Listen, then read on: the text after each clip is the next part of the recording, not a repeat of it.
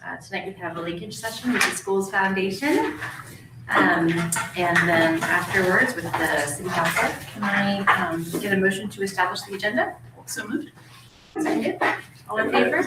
And then announce, so it'll be, sorry, I forgot to remind you of this, it'll be easier if we can say it's been moved by Jody, Yeah. seconded by Maggie Ty, and then it's easier to do the notes when we go into the reference. Okay, it's been moved by Jody, seconded by Aye. All in favor? Aye. 050. So excited to vote. With that, I will turn. Welcome. That's correct. Yeah. Thanks, Stephanie. Well, welcome, Julie and Stephanie. Thank you. Glad to see you here and everybody else. It's been a while. Thanks for having us. Just for the record, I guess I'm Tammy Shoup. I'm the Executive Director of the North Carolina Schools Foundation. And I'll let you introduce yourself. Good evening, everyone. Hi, I'm Owen Smith. I'm a new board member of the Schools Foundation. Joined in October maybe? Yeah. Felt like right before the Denim and Diamonds thing, so I sort of dived right in. I've been in Ireland for about 3 years. Moved here from Bay Area, San Francisco, and just trying to figure out how it all fits together. So I'm here, sir. And 2 kids in our district. Okay, 2 kids. 1 kid in first grade and 1 soon to be And at what elementary school? West Mercer. Nice, very nice. My wife was actually enrolling her last night. Oh, good. Oh, wow. Signs it up. Fast. Good It's reading. amazing. Yeah. It's a San Francisco thing. We've learned you have to enroll quickly. So we are expecting, I think Hector Acosta, who's another board member, said he would be here. He might filter in at some point. I just kind of wanted to start with a quick fall campaign snapshot, then focus kind of on what we have coming up and how everything's going, and a lot going on at the foundation, a lot of money to raise this year. So our All In for Kids fall campaign runs from September 1st through December 31st, as a reminder. And we raised a total of $745,098, and that was the highest we've ever raised between September and December.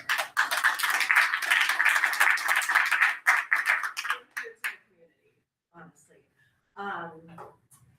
We have raised so far year to date, $786,055. It's a slow time. We usually give people a break from us in January. They get a lot from us in December, so we take a moment. I do want to say a few things that we've noticed in our giving this year that is, I think last year there was a little trend to this, but not as much. We are getting huge gifts. We are getting very big gifts. We are getting a lot of very big gifts. I just ran the numbers today, and I think we don't even have 10 who gave between 5,000 and 10,000, but we have, 20 who have given above that. So we're getting big gifts, and I think that's kind of the trend in fundraising too right now. What people are seeing is the people who can give are giving big, and I think our lower donors, we realized when we did 2 years ago our Denim and Diamonds, that we gave up the phone-a-thon, and that's our one touch with those people, well, every family in the district, but we did not get to reach out to the people who gave with those lesser amounts. We still continued to call later in the fall everybody who gave 500 and up, but we're just not seeing as many small gifts, and so that's kind of a focus for us this year is participation, and it's really participation almost over dollar amount for, especially our elementary families. And let's see, so our Denim and Diamonds was our big fundraiser, and feel free to ask questions as I go. For participation, are you seeing a difference between elementary families, middle school, high school families, which kind of demographic tends to get? So we try to catch people in kindergarten. We catch them in elementary school, and if someone gives their initial gift, they tend to continue on giving. Participation at the high school and middle school are about the same as they've been. Elementary is down. Specifically Northwood and West Mercer, really down. Island Park and Lake Ridge, not as much. So we're focusing on that in the spring. We're gonna do a lot of focus on that. We're gonna go back to, and I'm kind of skipping around here, but we've had discussions, and I think in our next board meeting, we're gonna have a working session on some ideas for spring. But we do our breakfast, you guys know we do our pancake breakfast in the elementary schools. We're thinking about doing a participation contest that we used to do years ago. It would be, take the teacher to the hall or, kiss a pig. I remember Doug Davis kissing a pig a few times. But we don't want to do that anymore. Sally will not allow that. So I get that. So some sort of participation contest, and just simply participation, doesn't matter the amount. And the classroom with the highest participation at each school gets a popsicle party or something. And I'll work with the schools on what that might be, and nothing disruptive clearly, but something special for them. So we're thinking about that. Really thinking about changing our messaging to this spring, just to, this is kind of later, but, participation, not amount as much, and then removing the barriers, because I think there's a lot of barriers there. I think people think, it's too late for me to give, or I don't know where my money goes. So we're gonna do, this is our plan internally, I don't even think the board knows, kind of some of the things that we have planned, but we are gonna do kind of a video series, very, very on the phone, and just have people talking, different, people in the community talking about, here's why I give. And, I started out giving a, small amount, or I only give the, whatever. We're gonna kind of try to take away some of those barriers and see if we can get participation up, especially in our elementary schools, because we need those families. Once they start giving, the trend is they continue. We lose them a little bit in high school, as some of you know. So back to Denim and Diamond. So that was our second annual. I think some of you were there. It was fun. It was really fun. We sold out. Last year we did not sell out. This year we sold out. We had a waiting list, and I guess thanks to the Mariners going into the playoffs, we lost people that night, but we had a waiting list that was so long that we filled every spot. So it was great. We even had someone at the event who was able to live stream the game for just a few minutes before the event. We didn't want to see it. No, we won't say who it was. It was fun. And we had an incredible raise the paddle at that event, which again is kind of where those bigger gifts are coming in. And that's the trend too in fundraising right now. It's not as much auction. It's not as much the fun things like the dessert dash. It's really, conveying the mission, where your money is going, and raising that paddle and just giving dollars. And that paid off huge. And our auctioneer, I have to give him a lot of credit. He is just so energetic. And, we pulled that off, and we raised, just from Raise the Paddle, $106,000. And it was people were raising multiple times. So you raised it 5,000, and then as we got down to 250, our auctioneer was, so that was really incredible. We had really strong sponsorship support this year, $30,000 in sponsorships, and that's hard here because we don't get the big sponsors. We have local family businesses, so that was tremendous. And we've moved from just a spring sponsorship and fall sponsorship to an annual sponsorship. So now everybody gets everything, and we're just bringing in more. So, and I have a few board members who are just tremendous at leading that charge. And then teacher grants, we funded 60 teacher grants this year, and almost $90,000 spent on that, representing, as you guys all know, all 6 schools. So much hands-on learning, and I'll highlight just a few of the things that we funded. I don't know if you all see the list of grants that the teachers are asking for, but it was really tremendous this year. In kind of arts and media, band artists and residents, jazz symposium and performances, choir pianists, coaching, orchestra coaching at IMS, drama workshops, combat, improv, special effects makeup, just amazing things. And we also gave money for the Crest Broadcasting Radio booth.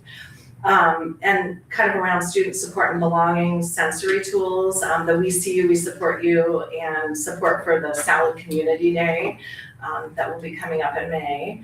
Kind of, off-campus things that maybe I know our kids love. Pacific Science Center, Imagine, Children's Museum, Woodland Park Zoo, Museum of Flight, and that's just a few of the field trips that our kids are taking. And then in-school learning, the Toy Maker and Science on Wheels planetariums coming into our classrooms, and then just resources.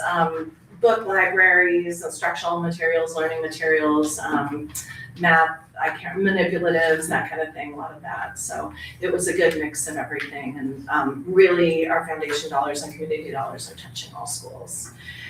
And I just got, just yesterday, and from Megan Isaacson, I got a testimonial or an impact statement from Nick Reese, who's a parapro over there, or a paraeducator over there. They had the neural ed training, and I just wanted to share what he wrote, because they actually put together a collage of all the pictures of the training and the whole thing, and gold standard. I gave them an A+. I'm like, I'm gonna use this and show all the other teachers, this is what we would love. But this is what Nick said. He said, attending the neural ed training through MISF grant funds this year has had an immediate impact on my small group practice as a para at West Mercer. Throughout the Institute, we learned how to strategically activate student attention and focus. We were provided concrete scientific evidence that the neural pathway is involved. The resources we gained access to and the time spent working through them with my colleagues was invaluable. I just thought that was a great impact statement, and we'd love to share those with the community, so we put them in our newsletters. And we ask every teacher who has received a grant from us to give us an impact statement, and we are in the classes. We partner with Ian, my development manager, myself, and we get into the classes and just kind of take a look at what's going on. It's very valuable. Tammy, what is the neural ed training? I have to go back and see. There was a huge application with all that info, but I can send that to you. Do you want me to send it? Sure. Yeah, I'll send that to you after, yeah. I did know when I read it at the time, and that was back in October. It's a brain-based, Different. it's a brain-based research around all of the different spectrum of students and the neurodivergent students we have, all the way, for all. And so it's really looking at what are some tangible strategies you can do in the moment to engage all students using brain-based research. Thank you. Good reviews. I mean, Megan said it was tremendous. That was great. We now have our Valentine's fundraiser open. We do a give 65 or over, and you get a little gift and personalized card sent to your teacher. And if you give less than 65, you get a personalized card. And we do send a card to every single teacher in the district, and a lot of the front office staff who help us, and principals and things too. And that's going okay. We went down a little last year. We've been promoting it in the same way. We're down a little. Next week is Valentine's Day, next Saturday. So we're dropping things on Thursday. And so if you want to buy Valentine's, if you still have kids in the school, go for it. Tammy, how does that work at the middle school or high school level, since they don't have like a homeroom? We just give it to the front desk. I see. Yeah, and they distribute it to the teachers, yeah. And then the scholarship, the Penny Anta Scholarship is open right now for applicants, and that's the $3,000 senior scholarship. And what we ask of our seniors in their application, just as a reminder, we ask them to share a foundation-funded program that impacted their experience in the district. And we also have kind of a disclaimer on there that we will use those in our marketing as well, which has been wonderful, and they are very happy to let us do that. And then the winner will speak at the breakfast, like usual, yeah. And then our Breakfast of Champions, we are in the early planning stages, so I don't have a ton to share, but we did identify an elementary grant that we're gonna use. That's the Scripps National Spelling Bee grant. And so I'm excited about that. I think we're gonna try to make that a little interactive with the audience at the breakfast.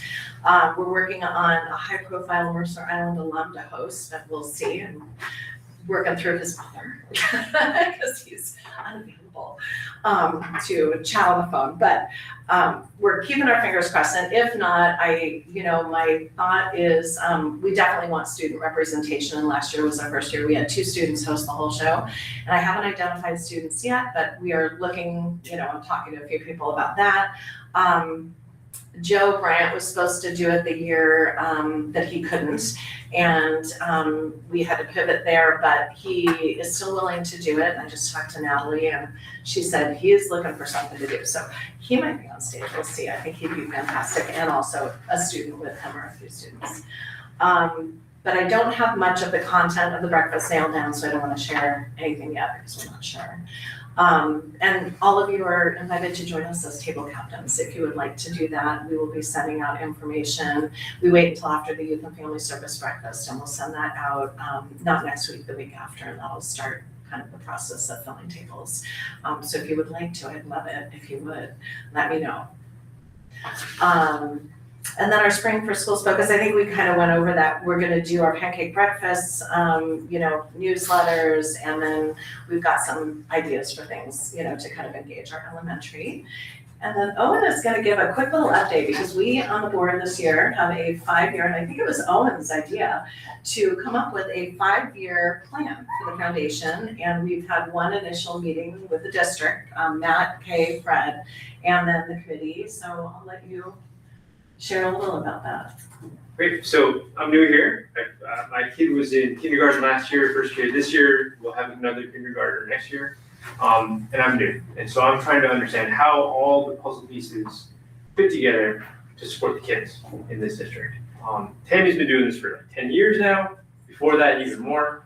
What I'm hearing from her is all the tactical stuff that's going on now. And it's like a whole slew of different works and projects and campaigns that all contribute to support the schools. I'm coming in with a more strategic focus because there's so many details, it's hard to wrap my head around them.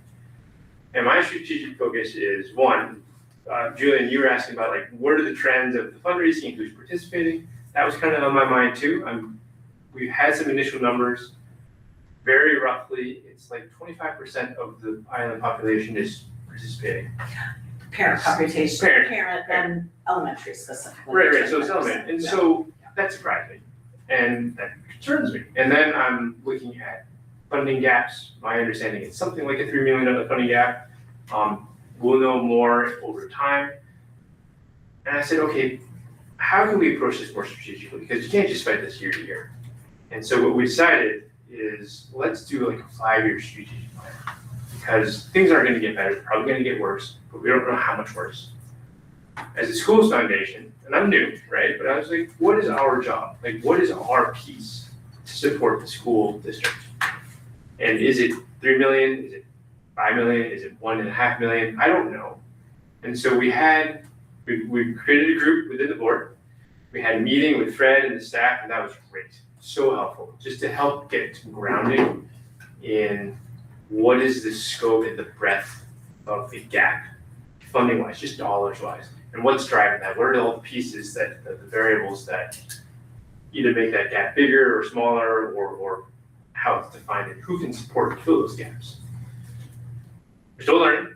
Really great first discussion. We're gonna know more after the vote this week when those results come in. We're hopeful, but we'll have more details, right? But going back to strategy, we're thinking 5-year plan. We're thinking what is the gap gonna look like this year, next year, and 5 years out? It's probably gonna go like this in a range. We don't know what that range is, but I said I just want to know what the range is. How bad could it be, and how not so bad could it be? I'm not gonna say good, but how not so bad could it be? And then we have a sense of problem. And then we can start thinking about what does the school's foundation strategically do about that gap? Do we fill a piece of it? Do we try to fill all of it? I don't know. But Tammy was talking about, trends in fundraising. There are large gifts coming in. This is news to me, this is great, but also there's low participation generally from everybody. That's a new guy here. So I'm thinking, who's not participating? Why aren't they participating? What is the potential in grant dollars that we're missing out on? And just how do those pieces of the puzzle look? Because I just don't get it yet. And something seems off to me strategically. And it's not because of the work that's being done, it's just because there's problems getting bigger and bigger, and I don't know how to solve it. As a board member, I have some experience in philanthropy. I'm a trustee of a private Foundation. I have a little bit of a feeling of the sense in the region about state money and district money and gaps in funding and needs, but I don't know everything. So the 5-year strategic fundraising plan is my attempt to try to get some boundaries and some focus and some perspective on the problem so that we know as a foundation where we need to focus our resources. Do we need to get bigger and staff up for something to take on the challenge? What does that look like? And then in terms of participation, for example, do we need to go after different folks in different ways? I don't know yet, but that's what we're working on. It's not gonna be done tomorrow. Probably not gonna be done this year, but we'll have a really better handle on it. Keep going forward. That's it. Do you have any idea what the participation rate for youth and family services is? Is it I have similar no or- idea for youth and family service, yeah. I wonder. There, I have talked to Amy and Lisa, over time. And we are kind of a constant from September until June, and they have little things going on, so I don't know. I haven't asked exactly that, but. Is your question of our families within the school district participating, or is it more Or island-wide? Director Lee, do you know? I is was just sort of wondering if it was like the same-ish. They are, they have the whole island, and I think, 95% of our donors are parents, so, a lot less. I mean, we do have a database of people who have had kids go through and are now out, and unless they unsubscribe, they are still on everything, and we still have a lot of donors, but not, I would say 95 plus are parents within the district, and, that's a good question. What are you getting at? I'm just wondering, like, I know that's sort of a constant struggle with our parents to sometimes like make sure to educate them on the difference between the schools foundation and the Youth and Family Services Foundation and they're PTA. yeah, I've had PTA. families say, but I just gave, and I'm like, that was a different fundraiser. That was me like 2 years ago. Yeah. It's, for new parents coming in, it's confusing. Yeah, All Even like for- for established parents, it's confusing. Yeah. And I'm just wondering, It's like, an education every Yeah, single it's an year, and it's an education for all elementary. I think by the time they're in middle school, people are kind of getting it, but it's something we work hard on every fall, right. every single fall. And it might be helpful for new parents to see like, almost like an org chart of like who funds what on Mercer Island. And yeah. some schools, they've been working on that. In the IMS last year, we worked hard, we had charts, we were Yeah. sending it out. There is, there's a one sheet that, was put together a few Debbie years Burke, ago. when she was Debbie PTA Burke, council. okay. She And worked it's very hard. every, youth and family service, it's, us, it's PTAs, and they even have separate ones for different PTAs. Yeah, it's good. Stuff when you're at high school, booster clubs or, it has a lot of different. No, that makes sense. There's a lot of asks on this island. Yeah. I mean, the booster clubs have grown and, yeah. And I think we're all kind of in our lane, but we're all partners, so it's just a constant, just trying to, all the money goes into our schools, no matter where it comes in, so. Did you say that the rate of donation is 25% at the elementary school level? That's approximate, I mean, It's rough. varies, it's rough. There's a lot of numbers and It's graphs and just everything. not Right. high enough. Right. Is And it it has been lower than higher. for the secondary schools, is it lower than 25% at middle school and high school? No. Oh, that's No, consistent throughout. it's all right in there somewhere, yeah. But I also mean, you some can't- years are higher. I mean, a few years ago, we were higher. It just, it really, I don't know what it is right now. I think after COVID, we were really strong during COVID. Our participation during COVID was up. I think that at least that first year. And then it's just kind of, it's just kind of flattened out. So, I'm just curious, like how you could even really like tease out if a family has an elementary schooler and a middle schooler and a high schooler, it's like, Well, how do you categorize that family? that's our challenge, Yeah. because we have a database, the way I do it, if you wanna know, is, we get the list from the district every year, so and then I separate schools, so I have, this is how many, by family, not by student, but by family. So I know how many families are at each school, and then, and then I kind of dig in that way, but We also have a database, and we just hired a database manager this year for the first time, and she's cleaning everything up. So that skews it a little bit too, because there are people who leave, but we don't know. You know, they leave. We are getting, what we get is the full family list, but we can't dump it into our database like that. So it really has to go in manually.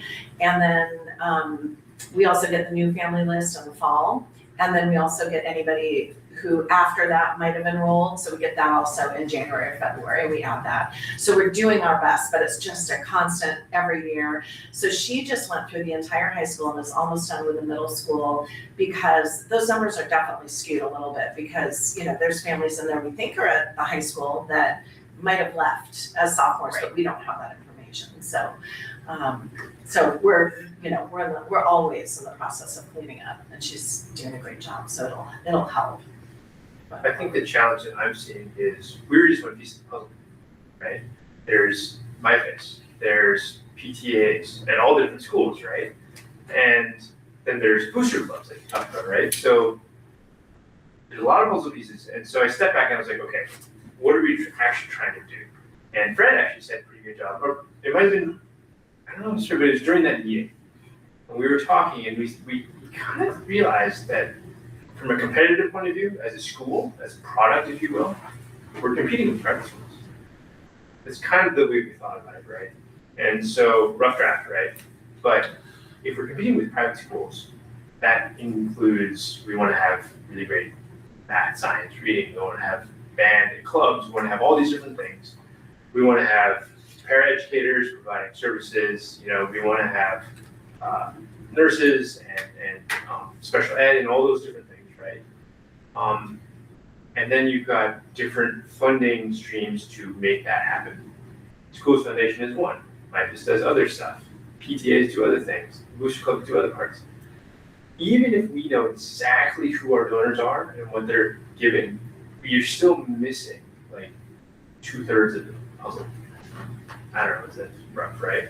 So I'm actually trying to figure out how does it all fit together, and where does the Schools Foundation push really hard strategically to get the message out so that our participation, if it is 25% of parents in elementary school, it's like the most effective 25%. I don't know if that's the right number. It feels low, but maybe that's just realistic. But I'm not there yet. I'm not comfortable with the answer yet. And that's why I kind of was pushy in the board meetings. I kept asking questions like this, and at the board said, let's put together a committee. And that's what this 5-year strategy plan is. To try to get comfortable with what is the gap, what's the problem, and what is our role, and are we aligning all of our tactics, all these fundraising campaigns that we do, right? That Tammy does a great job having done. Are we aligning all of our resources appropriately to solve the problem? We'll know more, hopefully sooner than later. I think one of the conversations that we continue to have, Tammy and I have had for a decade plus, is kind of two things. One is every dollar raised through our foundation goes right back into our schools in a much easier and streamlined process. So when we get federal dollars, there's a ton of overhead attached to that with tracking the dollars, making sure it's spent in certain ways. And it erodes the true impact of that. And to some extent, some of our federal dollars. And the foundation is one of our least restrictive funding sources. That doesn't mean there's not accountability to it, because Tammy and the board, I go to their meetings once a month, trying to update them, walking them through, but those dollars have the most immediate impact. And also, a dollar spent on something that the foundation is doing, it might be a new curriculum adoption, is a dollar that we now could have spent out of basic ed that we can now drive into a paraprofessional role, or it might go in. And so a lot of the benefit that we get as a district is indirect. It is direct programs, it's spelling bees and things, but the secret to it all, and this is to a certain extent our PTA dollars, is we know we're not getting enough from the state. And so therefore, if we wanted to do that curriculum adoption, we'd have to carve out a lot of money out of basic ed. to make that happen, which means we couldn't have that extra paraprofessional in learning support. And so it is direct and indirect. There is an opportunity for people to give directly to specific projects and causes. We have people who donate just to the radio station or just to the pool. And that's great, but also the ones who just say, put the money where it needs to be used the most. And I think trying to elevate that and remind people that outside the levies, the foundation and the PTAs are the only other way to guarantee that dollar stays right here on Mercer Island. That is true.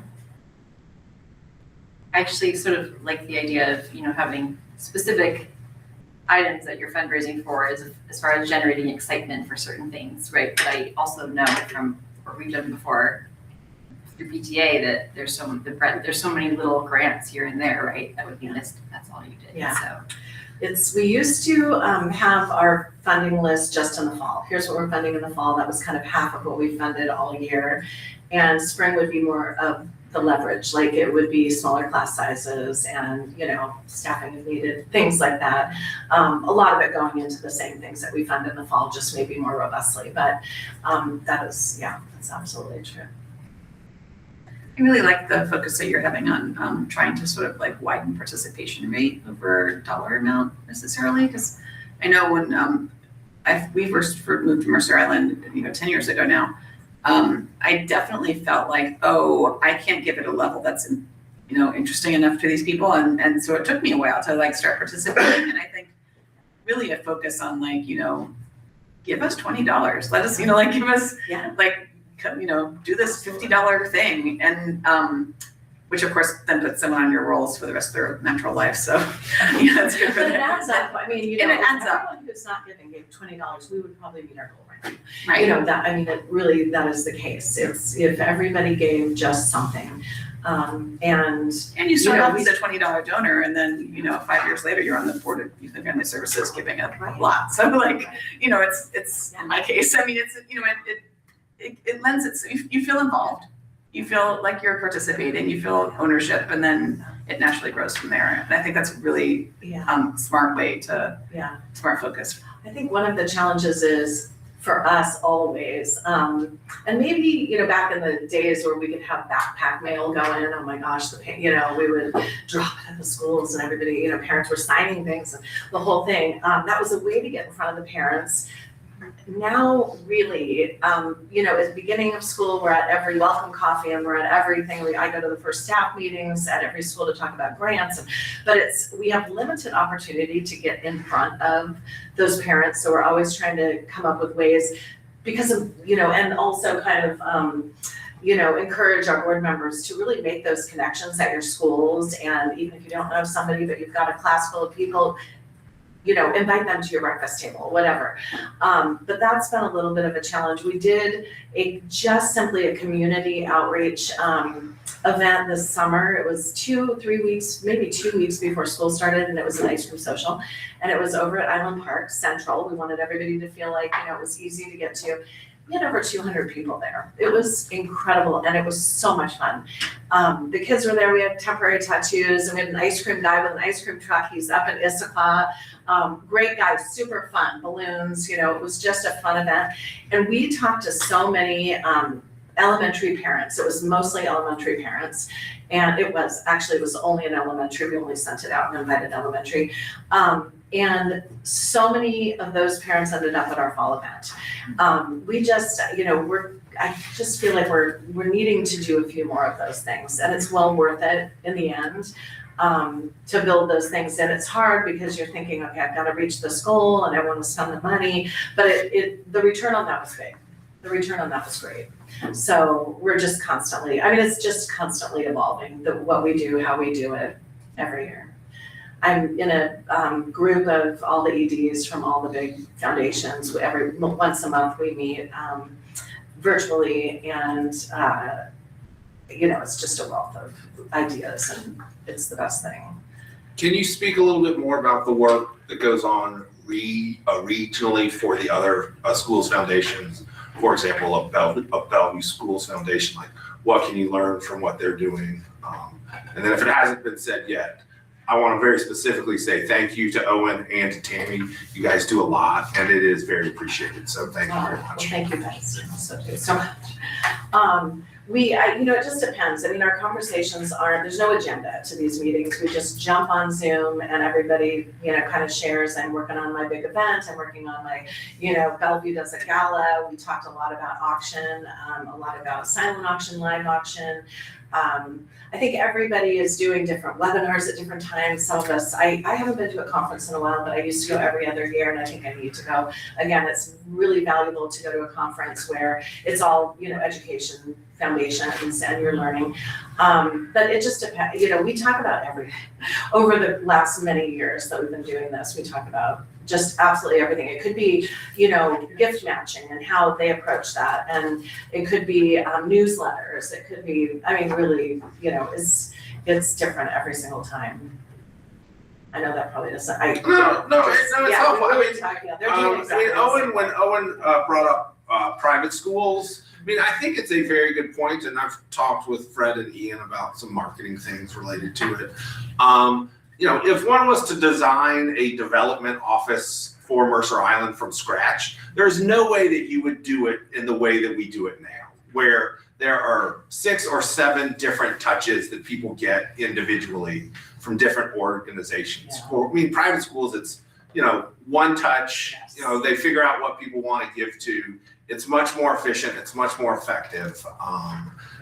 There is, I think, a larger capacity to give on Mercer Island. It just we've not cracked the code of how we can do it.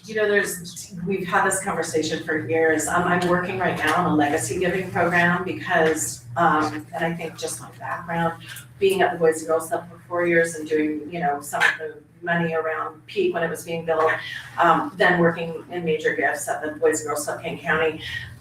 We have a lot of people on this island who still live here, whose kids went through here.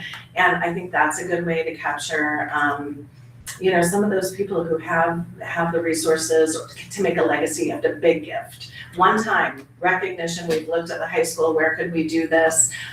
That's something that we're kind of looking at. I think we have to look at it in different ways because we are limited.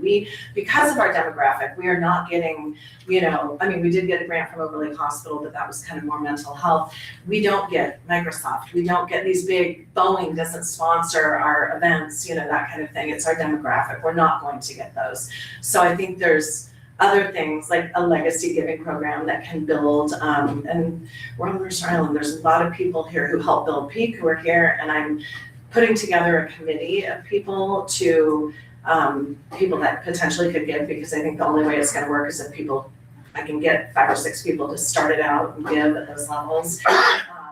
So that's one, but we're just constantly trying to figure out, okay, how can we build the revenue? It's, the parents are hard. It has been a challenge because, there's only so many places we can be in front of them. And I think, we've talked about a larger board and having more board, involvement and asks and really getting in there. But we've got a lot of 2 working families. When I moved here in 2004, 3, there were a lot of stay-at-home parents, and it was guys and girls, men and women were, there was one working family. Now everybody, it just seems like almost everybody is, a dual working family, and that's then time, we don't get as many volunteers, and it's just, and then to live here is way more expensive than it was 25 years ago. And also people don't answer their phones anymore. And they don't answer their phones, and we don't have a phone-a-thon where we can call from here. And it looks like, they're getting a call from the district. That's a piece that, it's hard for me because, I ran that when I was on the foundation board when my kids were in preschool, kindergarten and first grade. I was on the board, and I ran that phone-a-thon, and and then doing it for so many years, I get that it's an antiquated way of doing it, but it was the only time we got to reach out and, and we would do it from here so that people did, they thought maybe their kid was in trouble, but they answered the phone. We had students, we had teachers, we had admin, we had, community members here calling. It was a really fun 2 nights that we don't do anymore. It was a way to reach out. We still do caller 500 and up, but it's not the same. So we're constantly looking for ideas. I'm just throwing this out here. So I've chatted before, I went to a private high school that has the highest alumni donation rate of any private high school in the US. And part of the reason for that is that they are constantly sticking the donation rate in our faces. So they're like, hey, the class ahead of you is up to 90% and you guys are at 87% right now, And it's not about how much money, it's about just, is everybody actually donating? And so I just wonder, I've never experienced in our district saying, having someone say like, well, here's what percentage of the families from the class of 2030 have given anything, to the school's foundation. Like, do you guys in the class of 2031 want to try and top that? I'm not shaming way. No, Not exactly. I've gotten a lot of solicitation calls. There's companies who will do that, kind of pull that data for you. There's a big cost to that. And that, half of my kids, we were at Sunnybeam, half of the parents in that class that they were in grew up here and came back and they went back. So many of them, they're still all here. That is a big thing that their kids then went through. So they're giving and, that is definitely, we would need more staff for that. I'll just say that right now. We would need more staff. Yeah, that's a big job. And that's what the strategy plan is for. Yeah. The strategy plan might say, we need to raise $5 million, I'm making this up, right? Yeah. We need to raise $5 million and X% of that budget is overhead, which is staffing, which is the development director and an ED and everything else. Like, Julian, you said, what if we thought about it as a development office for the island? That's a different way to think about it. And Jody, you were talking about participation. Participation is key, and you're like, yeah, participation, it's like, do you want to shame them? There's different ways to get people to No, definitely. It's not much shaming. But Yeah. shaming is a Not proven participants. method. And the other one is that participation, $20, $50, $50,000. It's just a commitment and it's an ownership to the school that is where your kid goes, but also where other families' kids go. Like, I've got a first grader and a soon-to-be kindergartner. I'm going to be here for 15 years, right? And so I like to make sure that the schools that my kids go to and that, are really good and might be private school quality, because I know that other people are easily lured away by shiny things that they're willing to pay $40,000 a year for. So why can't we get $50 a year? Right. And that's what I'm trying to figure out. Have you guys talked about doing pledges? I know for our graduate school, or other institutions have used pledges where, because basically you guys are looking for about $500 a kid per year, which, over the course, that's a $6,000 pledge approximately, or $6,500 pledge. It's $1,000 a year. Okay, $1,000 a year. Got it. But that is a $13,000 pledge. And to the extent that you track that over the course of a person's time on the island, that would be a powerful motivator to give. You're saying ask for that amount per year. No. Like upfront, like, oh, you're in kindergarten. Your pledge for your 13 years is $13,000. Yeah. You gave $1,000 this year, it's, Right. yeah, or do something like that. Yeah. Other, That's an interesting. pledges are often used in development. Yeah. And that's $13,000 is Yeah. less than half the cost of 1 year private school for something. Correct. It is. The fact that that's true is crazy. Yeah. But that's where we live now. So you put those in context and you start to have a tactic around fundraising. Strategically, what do we give it to? We'll figure that out, right? But we're on to something. These are private school fundraising tactics that I think are useful. I agree. I will tell you that when we decided to move our daughter from private kindergarten to first grade on the island, we had made a pledge to her private school, and we were like, but we withdrew, and they were like, we're coming after you. We want every dollar of that pledge. We paid up, but what about, If we did it that way, I just want to say that, if I hear your idea, if we said, okay, here's X amount for the 13 years you were here, and they're paying monthly, or maybe they're just making, a check every year, that's wonderful. But as a fundraiser, I'm thinking, okay, some of these people would go way up Yep. if we let them. So we're also Right. kind I of, don't wanna limit their you know, ideas. if they pledge for 13 years and they say, we're gonna give $1,000 a year, whatever they're gonna give, whatever they decide to give. Not everybody gives $1,000 per child. Some give way more, some give obviously zero. I feel like we'd have to somehow figure out, you know, because I think we'd be limiting ourselves because we're still getting, you know, I have a question, which is, I'm getting solicitations now for monthly commitments to Yes. organizations and everyone's saying this is like a more efficient and that the organization can then count on this sort of reliable stream of income. Is that something that you guys do already? we take pledges all the time. Yeah, we have pledges. We have people who go until they tell us to stop, which is I see. years. Yeah. We also have people who will say, this year I'm gonna pledge this much, I wanna just have it taken out monthly. I mean, we're really open to whatever, we make that known, yeah. But you're talking about like a subscription commitment. Yeah, like a subscription kind of thing. I mean, that's a classic for everyone. but Yeah. Cash flow's great. But for some people, it's easy, we're in this economy, for some people, it's easier to think about, you know, $50 a month, $100 a month, than like, bam, you know, a big gift once a year. So. We do a lot of marketing around that, you know, Give Monthly, we have, you know, we call it our GEM program, Give Every Month.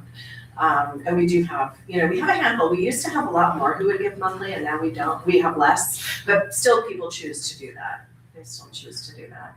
That's an interesting idea to do a 13-year, you know, yeah, talk about it. Keep the ideas coming. Any other questions, students? Do you have anything? I mean, just thank you guys so much. And everything you do, all the programs you guys fund at the school. We're always talking about them in our board reports and stuff every week. I mean, it's just incredible stuff. It really is the stuff that touches students most directly, so they really remember. So just thank you. We have a great community. This is a great community. And you hear like, you hear some sort of limit and your teacher goes, don't worry, like I can file for a grant, we'll see if it gets approved, we'll see. And then they come back 2 weeks later, they're like, we got it, and you're like, oh, okay, I'm good. But like, that's exciting because it is worrying now, you hear about all these like funding shortfalls, but it is an amazing way to close the gap and we're really grateful for it. Every day, it makes such a big difference. You know, when these guys are reporting on what students are up to, they often will mention like this was made possible by a grant from the school's foundation, but maybe we also need like a big like stamp that's like school's foundation. Yeah, Thank you yeah, to the school's foundation. that is really, yeah, that'd be really great. I mean, I get every single report we have something Yeah. from the school's Yeah, foundation. we, you know, our grants, we give banners for our grants that are, you know, so I was in, I was at the high school, IMS and West Mercer last week filming for our breakfast video.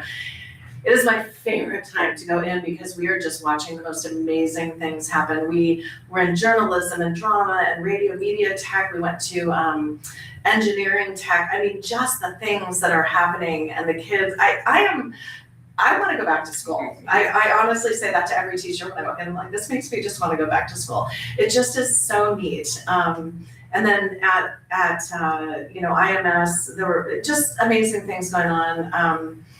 Yeah, it just makes me so happy to go in and see these things. And every time we stayed late at Megan was dragging us around to, you know, other things to see, and we ended up at a kind of after school. There were things going on, and I walked in, and one of the teachers, and I can't remember her name. I had never met her before. She's like, "I want to show you what you guys have funded for us." And she's like, "That chair, these headphones, this thing that's on that rug," you know. And I was like, "That is." Wow, I'm so glad you shared that with me. But it is, yeah, our community is super generous. I feel lucky to have this job. You know, could more people be giving? Absolutely. And, you know, and I wish that you know, and I probably could. I could probably get a group together who would like to go see what we fund in our schools. I feel like if everybody went into the high school for just 2 hours and could be taken to these classes, they would understand, you know, where their money is going, because it's just amazing. Maybe that's an auction prize. Where are your dollars go? Do you think people would bet on that? And a really nice lunch. That or That and a really nice lunch. And ice cream. Yeah. And It ice is cream. really nice to hear from the students though that you guys are aware and you feel, like directly, you feel the impact of the donations because, I mean, that's what it's all about. Yeah, it's folks like you, but it's also like the little kids in first grade, right? They don't know, but they just think that the teachers are fantastic. And, you know, the school and the districts, they get awards. I mean, West Mercer's #1 public elementary school in the state, right? Sent that to my mom, she's like, oh, that's nice. Your kids are very lucky. I'm like, yeah, but it doesn't happen by accident. And so I give a ton of credit to the district and the teachers and all the staff that support the schools. But it doesn't happen by accident. And like the funding gap is just getting bigger. It's probably not getting smaller. It's most likely getting bigger. We don't know how big it's gonna get. So the things that you guys are able to see might not be able to see all of them in the next 5 years because the gap's getting bigger. And that's what worries me. And so I want to celebrate all the wins, but I'm a big believer in the psychology of loss.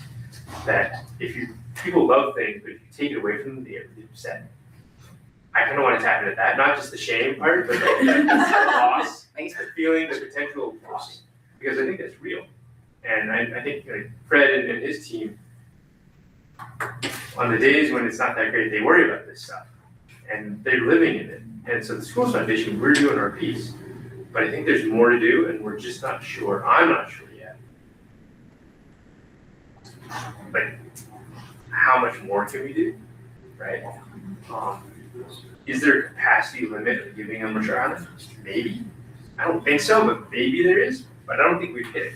Well, we'd have to hit 100. Right. First. But we talk about participation, we talk about large gifts, we talk about $50, $1,000 a year, right? I mean, compared to private schools, and I was a private school kid, right? I was very lucky, and that stuff back when I was there, I'm older than I look, was not as expensive as it is now.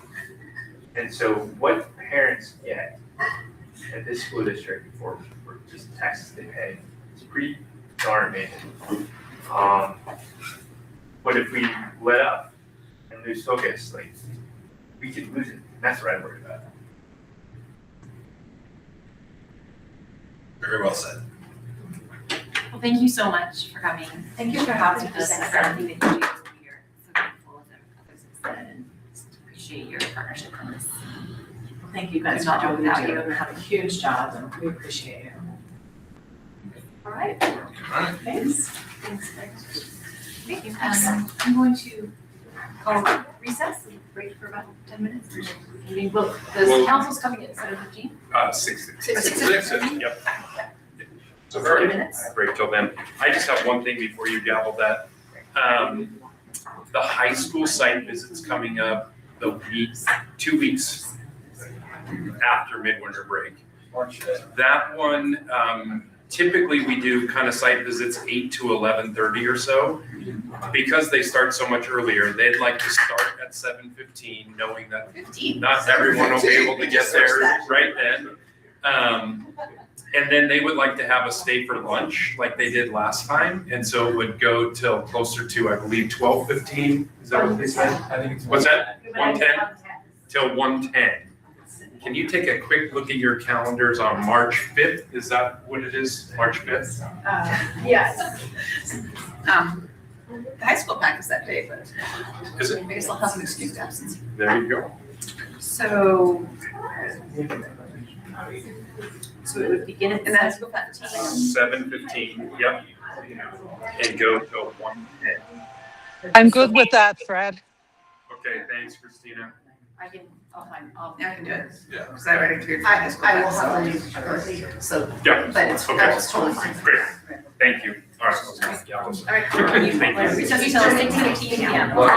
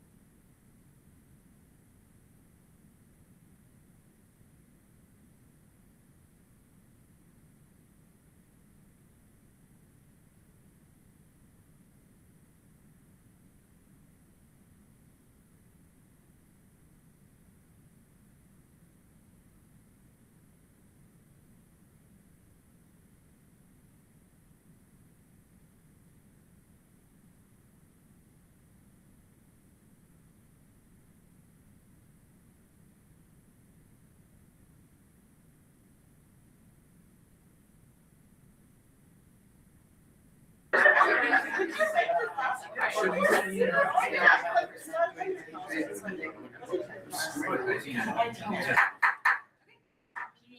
now in session. Welcome, everyone. We're so glad to have you. This is a much fuller house than we had for our previous linkage session. I will go ahead and turn it over to the City Council to complete your roll call, and then we will do introductions. Thank you. Mayor Rosenbaum. Here. Deputy Mayor Becker. Here. Councilmember Androl is absent. Councilmember Shea. Here. Councilmember Reynolds is absent. Councilmember Weicker is absent. Councilmember Weinberg. Here. Thank you. Thank you. So like I said, welcome. We're so happy to have you all here. Let's start with introductions. Fred, do you want to kick it off? Sure. Yeah, it's great to have everyone here. It's a great opportunity. Fred Rundle, Superintendent of the School District. Matt Sullivan, Assistant Superintendent, Finance and Operations. Erin Bagby, Assistant Superintendent of Compliance, Legal Affairs, and Human Resources. Tony Kuhn, Director of Maintenance, Operations, and Transportation. Brandy Fox, I've worked as the Capital Projects Manager for the school district for about 30 years, but have also worked on projects for the city throughout that time. Matthew Dinkel, Network Engineer. Ian Henry, Communications Coordinator. Julie Shea, council member, and I'll be the liaison for the council for the PTA council cleanup. Ted Weinberg, City Council. Daniel Becker, Deputy Mayor. Dave Rosenbaum, Mayor. Jesse Vaughn, City Manager. Robbie Nevada, Senior Analyst in the City Manager's Office. Andrew Larson, City Clerk. Ally Spees, Chief of Administration. Jason Kidner, Chief of Operations. Derek Franklin, Administrator, Department of Youth and Family Services. Michelle Bennett, your new police chief. Jeff Magnan, I'm the Services Commander for the police department. My name's Brody Newcomer, I'm the Junior Student Board Rep. I'm Lucy Dorr, I'm the Senior Student Board Rep. I'm Maggie Tytucker, and this is my 6th year on the school board out of 8. Julian Bradley, a school board director, newly elected. Jody Lee, I'm the School Board Vice President. This is my 3rd year. I'm Stephanie Burnett. I am a newly elected school board director as well and current president. And so thank you all for joining us. I think we're going to kick things off by start talking about a mutual challenge for both the city council and the school board, and that is in building infrastructure. And so would you like to? Sure. Introduction on You that? know, I think, actually, I have one other thing. Can I quickly jump into something? I wanted to play, and in a second, Matthew's going to play it, but it is fortuitous on this because some recognition to the police who had a team over doing some training, and we're in the right place at the right time, doing the right thing, and that was quite a story about that. I don't know, Commander, if you want to talk more, or Chief, about that, but it was pretty newsworthy. And then I have a clip that I want to show you that our students have been working on that I think is piggybacks on this. Absolutely, super proud of our staff. We had a couple of officers over at Fish Lake doing Marine Unit dive training, which is something that we do a couple times a year. And it just so happened we were doing cold water rescue related to ice, and as they were finishing their training, 100 yards away or so, a guy fell through the ice. And so they were able to conduct a rescue with the King County Sheriff's Office successfully. The outcome could have been very different if his 2 friends had gone in and tried to rescue him. So we believe we might have saved 3 lives that day. So just happened to be in the right place at the right time, but great training and great job running the Marine Unit by this guy over here. Yeah, it was a really good placement of our staff. They were training with the King County Sheriff's Office doing ice diving. And it happened to be right place at the right time. We don't often get those opportunities, and we were glad to have been there. Great work by our staff. Thank you for that. Absolutely. So our 2nd graders at West Mercer have been working with our high schoolers in the radio station doing community service and public service announcements. And so if we can play the one that I think is very apropos given this, but I thought that it's an interesting way to think about our partnerships and the great work that you do as a city. So go ahead, Matthew. Hey, Arabella, isn't there someone watching you swim? No. Why? You could drown if a parent or a guardian is not watching you. Oh yeah, it could be dangerous.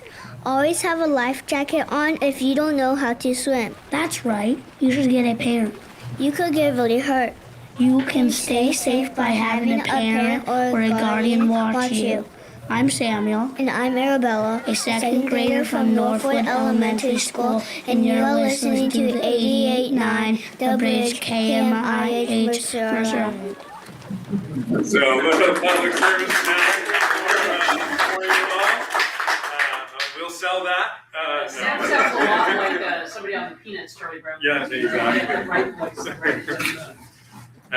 But I think it speaks to the partnership. I know we won't get into all the details, but just looking around and thinking about the way that we share resources across the island, it is very unique when I talk to other superintendents who are very jealous that we not only have one entity that we're working with, but that it works so well.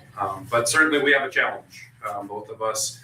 In the last calendar year, with unsuccessful bond measures to do some critical infrastructure improvements. And so when City Manager Vaughn and myself were talking, it's a good opportunity for you as a council and our school board just to talk about, the road ahead. And while none of us have exact plans, it's a great opportunity. So I don't know if you want to say anything else, Jesse, on that, or add anything more to that. No, if you'd like to start. Sure. Hopefully fill you in on what we're working on right now. Great. I'll start and then pass it over to our board. Being fairly new as a board, as you have new council members, we haven't had an official study session where this board has had a chance to really dissect and look at, what would it look like in the future? And what does the next bond package look like? When we did our Strategies 360, the feedback we received from our community members was, without any additional information, 56 to 57% of the respondents across the demographics said, yep, we get it. The schools are limited in their funding and they need additional funding. And that's about what we saw for our approval for the bond. What was interesting is as they went ahead into the survey and the responder learned more, the rate and the response to that same type of question shifted well into the mid-60s. And so we do know that if we could do a better job explaining what are our needs, I think that the future is bright there. The other piece I would say is, there's this sensitivity to taxes. And that is certainly going to continue to be a challenge, I think, for both of us entities, is just tax sensitivity and what's happening in the region. That being said, we've had even some small conversations. There's lots of different ways that we can move forward now, knowing that that set of projects at that price was not what the community wanted, but what are some smaller projects? And we have both of the infrastructure pieces in our high school and the aging infrastructures. And for those of you who have been to the pool, and thanks for those of you who were able to come last Friday, a celebration of what we can do when we reinvest. And that is one thing that we need to think about. Safety is another. What are the critical components around safety? And then, what is that long-term vision for our elementary schools and our middle school? With that, I'll turn it over to any other board members to just talk about where we are. Yeah, we have started, just earlier today, we were having a very short conversation, but not as a full board. And so I think that's something that, at some point we will need to address and talk about. We've got a lot of other sort of big items right now as a school board that we're addressing. So my perspective is, we need to balance addressing this with making sure that we're also focusing on some of the other really important things that we've got going on right now. But absolutely, at some point, it needs to be, we need to come back to the conversation, if nothing else, to address, some of the more urgent maintenance needs or other, things like that.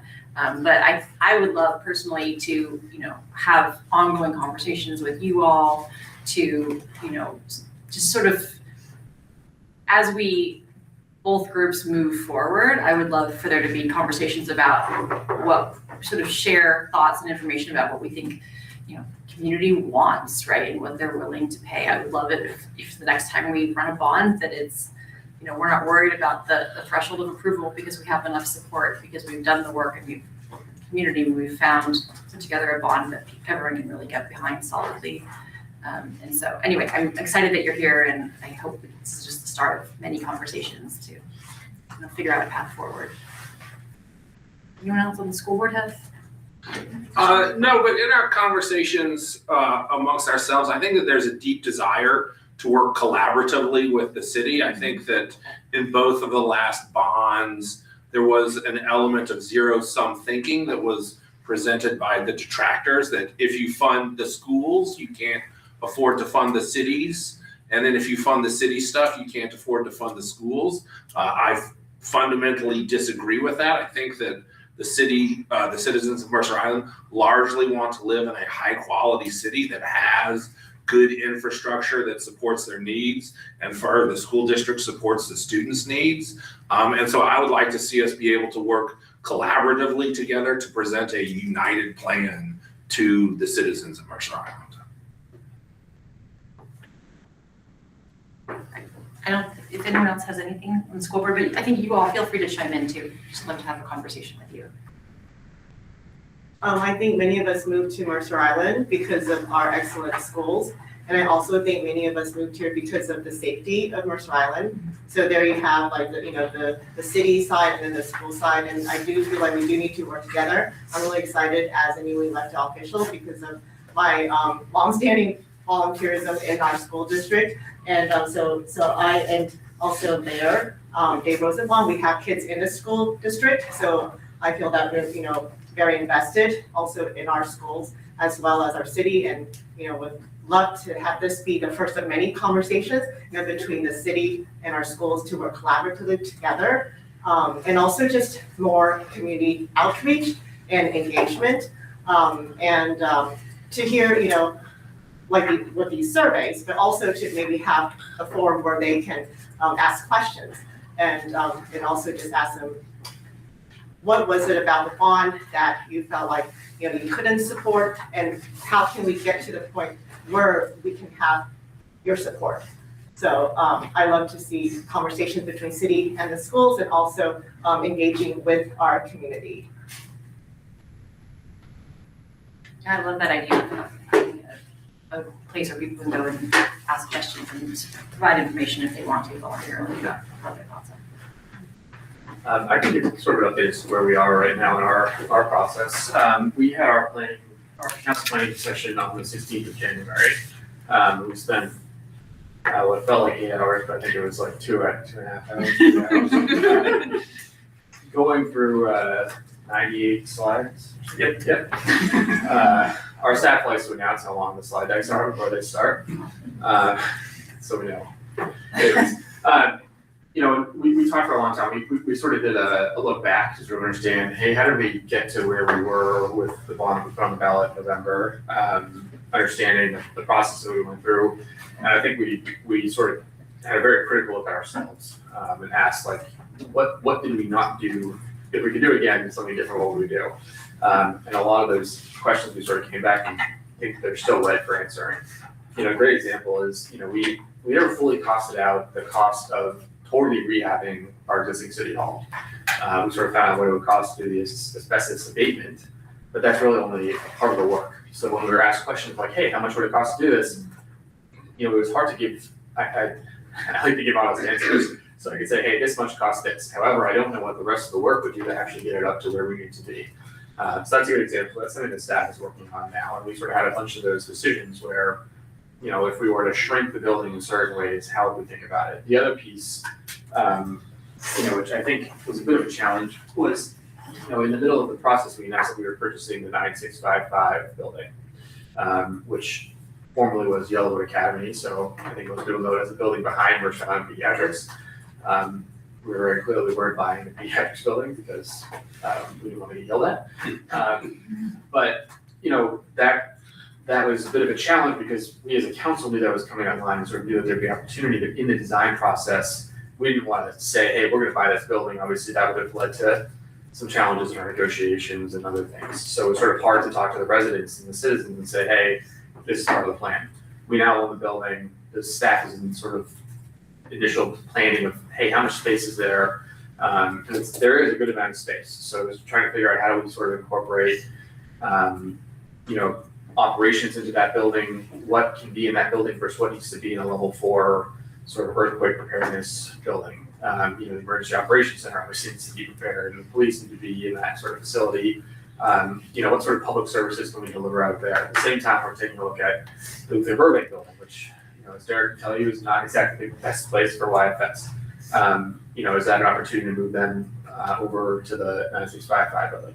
All this to say is we are taking a really close look at sort of what our options are for moving people around and also space. At our current facilities, is there some opportunity to reuse the current maintenance facility? Is there some rehab that you kind of act to extend the life in some meaningful way? Is there something to do with that building? Can we return it more to a mechanics perspective and just sort of have it as that sort of operation shop? While that is going on, we have a survey going out on Monday. It's live now. It's live now, okay, go take it. It's similar, I think, the work that you all did, with Strategies 360 to sort of get a pulse from the community about what are they looking for? What was their perspective on the bond last time? So we have the statistically valid survey in the field and also a survey online that folks can take, so we sort of have that balance of anyone can participate, but we also want to make sure there's sort of one perspective that overwhelms the survey. So just to clarify, Yeah. is the survey available for anyone to take? There's a statistically valid survey in the field now that should wrap up early next week. And then we're gonna launch an open public, anyone can take it next week. That'll be out on city communications. You'll hear about it. And then anyone is welcome to take that. Oh, well, the data, of course, would be kind of separate comments. We'll send that to you. So obviously we'll get that back and then sort of, taking that feedback from the community and sort of move on from there. But, I think a lot of the feedback we got, even from folks that were very publicly opposed to the bond, was that they agree that we do need some new facilities, which is encouraging, right? But then it's also how do we sort of find that sweet spot? Because a lot of those folks said this is too much, it's too expensive. We also had some folks that said, hey, you didn't go big enough. So how do we sort of find that in the middle, given that we got 56% of the vote?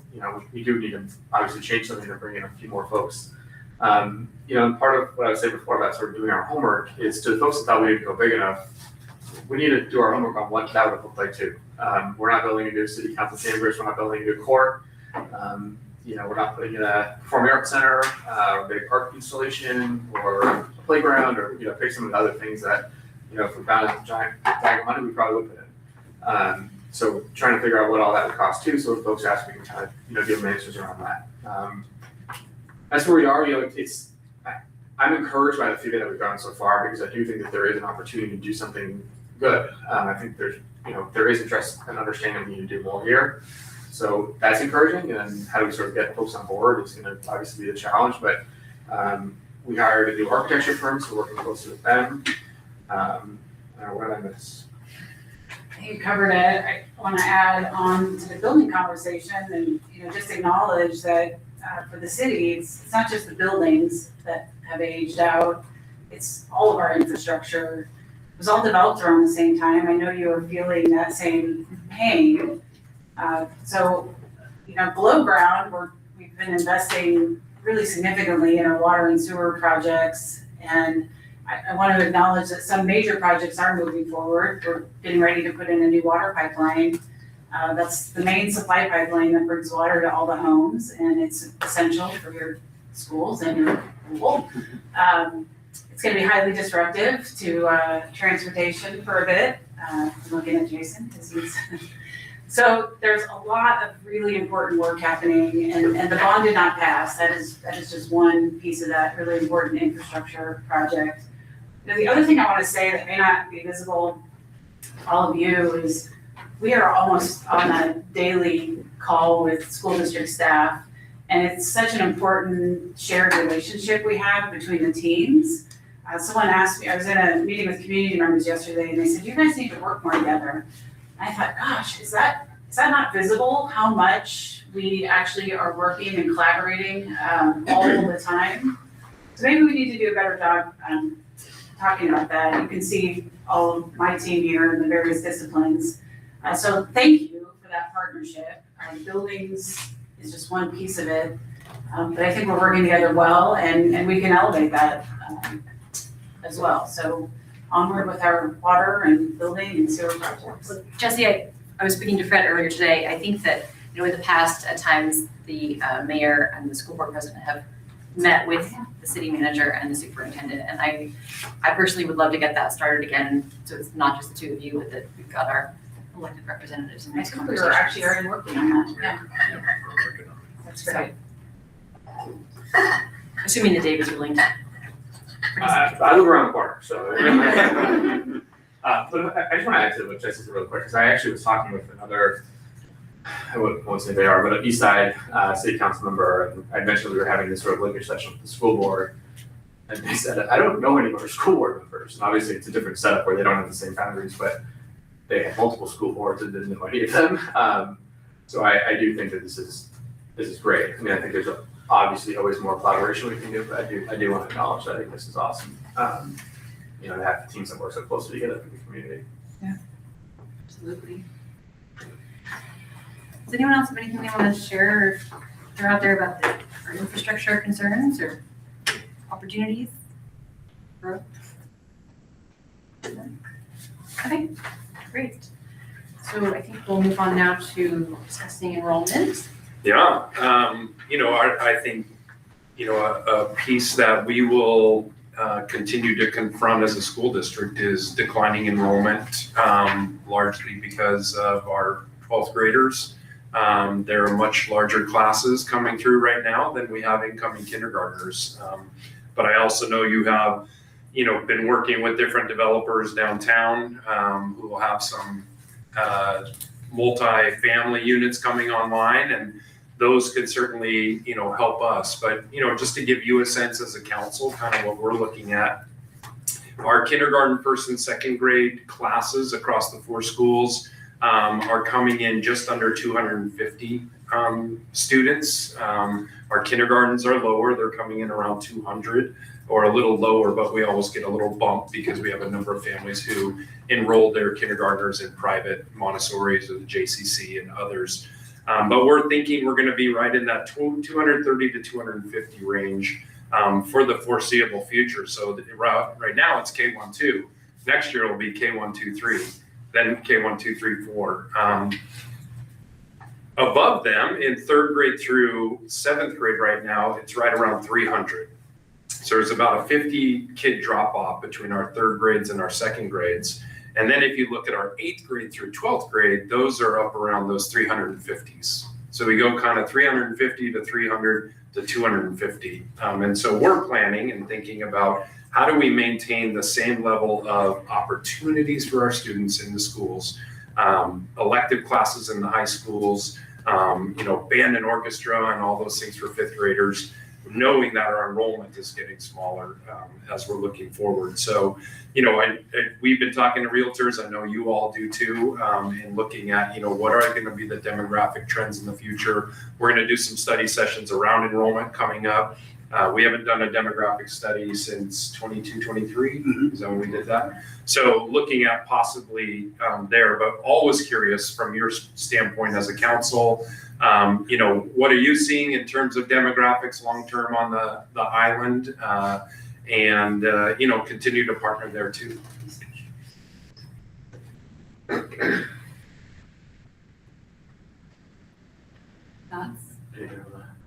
guess a couple trends that I've been seeing is there's a lack of affordable housing in the region as a whole. And a lot of kids come back from college and the empty nest doesn't empty. And that means that there isn't space being made for new families to come on the island with young kids or who don't have kids yet and to help with the preschool population.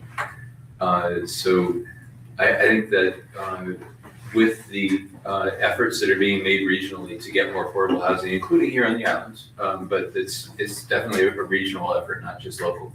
I think that in the long term, I think we'll have a trend back towards a stabilization of affordable housing. It's going to take a while. I mean, housing doesn't appear overnight. Even if the state were to fund a lot of it this session, it still wouldn't appear for several years. I think one other factor that has been here all along, is that it's because the land is less affordable here on the island, people don't move here until mid-career. I'm an example of that, right? My family moved here when I was 12. So my first year in Mercer Island schools was in 7th grade. And so I think there's likely going to be a certain tilt towards the later years. I hear you though, that the tilt is more accentuated now than it has been in years past. But I think that's a factor as well. As the land gets less affordable, the people will be moving here later in career when their kids are older. Does the city do demographic studies the way that we do? And if so, how often? We do not.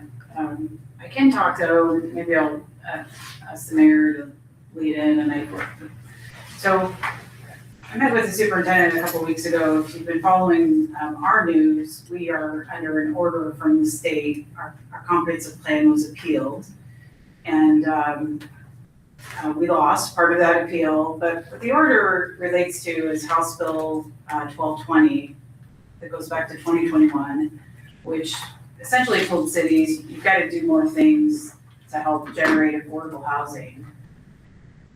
We thought we met the test in our recent comprehensive plan update. The state hearings board has said we didn't. So we're back to the drawing board and working on a whole suite of policies and potential zoning changes to meet that test.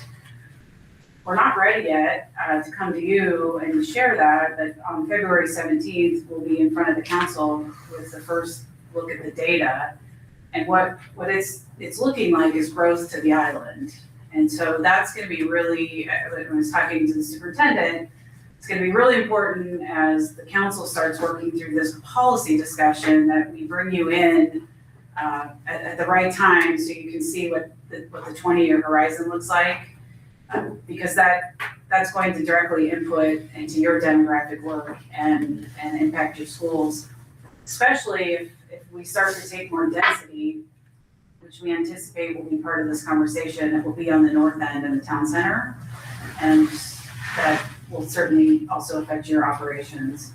So we're right on the ground floor right now of coming back and looking at this. I think by this spring, maybe late spring, we would be ready to come and share our initial work with you all.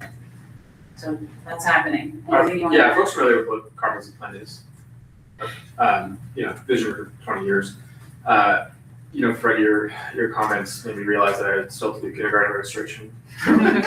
Quick plug. We got staff ready to help you. I do like when I have to prove my residency now. And deputy mayor, and mayor, yeah. Yeah, the city website apparently it's not a good enough. No, it's not. One utility bill is not enough. No, and I never have those. So, I think, in my perspective, I have younger kids, and a lot of my friends who don't live in Mercer Island, they're thinking about buying a house or moving somewhere, they don't really think about Mercer Island because it's so expensive. That's real. I don't have a great crystal ball or a great silver bullet as how we're going to fix that, but I do think what Jesse is saying is going to create more opportunities for folks. It's also a bit of a challenge too as we sort of think about our facilities. Obviously, for you all, for elementary schools, and for us, how much space we need for staff and how much space we need for equipment, all those other things. That is a challenge. So I think to Jesse's point, we should, I'll commit, to trying to keep you all sort of informed about this as we move forward, so you can kind of factor that into some of your planning as well. I think obviously a lot of these things don't change overnight. But you get a building that opens and it's 300 new units, whatever it is, that hopefully that attracts folks that have kids that want to go to the schools here, and or I think it will attract kids that want to go to the schools here. And how we sort of partner on that as we think about your future facilities as well. And Jesse mentioned the House Bill 1220, which essentially defines how many units are going to be needed in each category from people at 0 to 30% of the area median income, and then 30 to 50%, 50 to 80, 80 to 100, et cetera. And then the regional boards decide for each city essentially how much that is. And there's another bill, actually, 1491, that drew a half-mile circle around every transit station and said they have to have an average of 3.5 floor area ratio. It means average is 3.5 stories in that space, which can either be just a flat disc or it can be, you know, a pure cone type of thing. So it's taller in the middle and lower on the sides. But those two bills together are going to be driving both density in the north end around our train station, which is opening in March. Yeah. And it's also going to be driving a fair amount of affordability because 1220 is real. We definitely need to create more affordable housing here in the island. But again, it's not going to happen overnight, right? The construction takes years, but at least there's a light at the end of the tunnel. Thank you for sharing that because that will absolutely be, you know, as we talk about even looking at the next bond or long term, having a sense of what the changes, what the scope of that may be.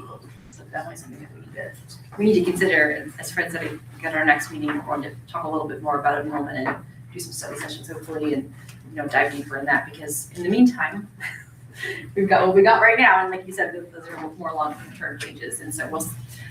But it's really helpful to have that information for sure. Yeah, and it's helpful also as we think about, prioritizing, like if we were gonna try and run another bond, would we look more at rebuilding, for example, West Mercer, which is one of the two schools that have the most renters on Mercer Island. We just met with the Mercer Island Schools Foundation, and I was chatting with Tammy in the hall afterwards, and she mentioned that they're doing all different ways of kind of deep diving into their data, and now they have a database manager now, and that the Lake Ridge and Island Park actually have almost no renters, and that she was surprised that West Mercer Elementary had way more renters than Northwood, which most people, just because of the geography of it, you wouldn't necessarily assume that. But so that's something that the board would really need to know if we were getting more dense buildings or dense housing on the north end. Which schools, Northwood's brand new, but like West Mercer's been on walk for remodeling or rebuilding for a long time. So, and just very helpful for us to stay connected on this. Thank you. And the other obviously piece is, school impact fees, should put that on the radar as well, moving forward. Great. Other thoughts on this? The only other one is, we'll continue, the board a few years ago added the city staff to be able to open enroll, and I think we have 10 students right now from your staff who have their children in the schools, and I've talked to a number of them and see one down at the community center all the time, and that will continue to be an opportunity, and hopefully that drives and becomes an incentive for as you're hiring and whatnot. But if you have other families, don't hesitate to send them our way, and we can talk them through the process. That's been a great partnership, truly, thank you. Okay, let's move on now to a discussion of legislative priorities. And, there's a number of topics on the books. Sure, I'm happy to get into it. I don't know if they have. Council has. Sure. For schools down in Olympia, the largest stuff, let me just pull up the numbers so I can get it. 5918, Senate Bill 5918 around material supplies and operating costs. That has come out of committee, so that would be an extra $100 per student. Again, would be very helpful, but lots of advocacy about school funding. You're starting to see working groups form about what school funding looks like kind of post McCleary. It is sort of difficult to say in this session what is going to come out of it. There will probably be relatively little additional school funding. The MSOC bill is kind of the only one that got through and out of committee. But there is a new landscape kind of forming. The advocacy groups like WASDA and WASA are actively kind of pushing back on unfunded mandates, which is one of the first times you're really seeing that here in Washington State. There was a bill on financial literacy, 5849, that they were like, oh, financial literacy, it's great. High schoolers should learn about that, but since it comes with no money, we're not we are going to be against that. And so I think that's the first time you're really seeing some hard pushback on unfunded mandates, which I know for Fred and the superintendents, they are in favor of that. So again, school funding, it is hard for the school districts to operate in a world of declining enrollment, because we largely operate in a world of fixed costs and we paid on a per student basis. So it's just difficult to operate in a world of declining enrollment. So that's sort of where the school district is on its legislative priorities. I've been excited to hear about or to read about your work on e-bikes. Could you speak a little to that? Yeah. Stephanie, I know this is an issue that's really important to you. I'll give you credit because you definitely pushed me on it, so I appreciate that. So we have a bill in the legislature right now that would, run pretty similar to what the council passed in terms of designating, what is really an e-motorcycle as an e-motorcycle. Setting some really clear regulations across the state, about what is an e-bike, what's an e-motorcycle, in terms of speed and power. Roddy, you want to give an update of where we are on that? Yeah, absolutely. So there's two bills in the legislature. The bill we prefer, and frankly, the work of both groups here made happen, is House Bill 2374, prime sponsored by a member of House Representative Janet Zahn, who represents this district. So that bill is being heard in the House Transportation Committee. It is scheduled to be voted out of the Transportation Committee on Monday, which is really exciting. Like Mayor said, multiple goals of this. Let's clarify what is an e-bike, what's an e-motorcycle, adopt a definition of law. We locally as a city adopted a definition of what e-motorcycle is and have a new tool for the police department to impound, improper and illegal use of e-motorcycles. As cities, it's really uncomfortable for us to have operate in a world where there's no state definition, we kind of have a local definition. The city of Issaquah adopted the definitions a little different than us, and so it's really helpful for our we have a solid legal case and a unified kind of structure rules for the wider community for there to be a statewide definition.